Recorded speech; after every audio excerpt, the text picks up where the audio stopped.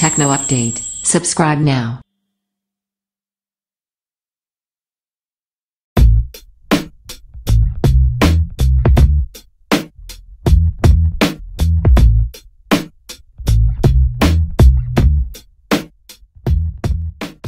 HTC 10 Evo Review. Design.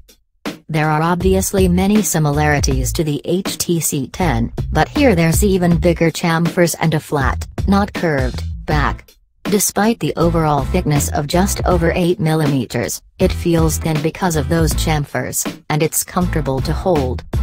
Due to the larger screen, it's a few millimeters taller and wider, and a few grams heavier.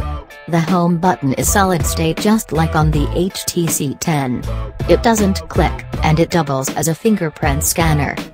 The rear is pleasingly symmetrical, with the dual LED flash sitting centered above the antenna line. All that mars the look are the two tiny holes in the antenna lines, which are for mix cameras. The One M9 had a 20MP sensor, the 10 a 12MP sensor, and now in the 10 Evo, we're back up to 16MP. It's a 4:3 sensor and uses this aspect ratio for 16MP images and doesn't default to a lower resolution at 16:9 like many phones. The lens has an f/2.0 aperture and there's OIS, which works for video as well. Video drops out at 4K, 30 FPS, but it's a bit disappointing there's no option for 60 FPS at 1080p. Slow-mo is 720p at 120 FPS. At the front is an 8MP selfie camera with a selfie panorama mode. Audio. You won't find a 3.5mm mini jack on the top edge.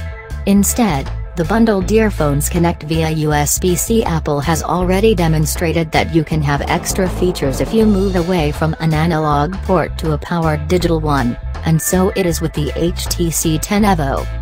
The headphones also have plenty of bass and, although we had only a short time with them and were unable to listen to any high-res audio tracks, we were impressed.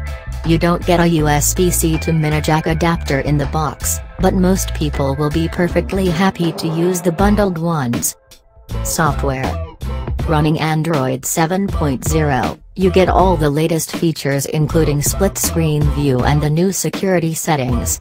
With the fingerprint scanner you can unlock the phone and, with the Boost Plus app, also use your finger to unlock apps.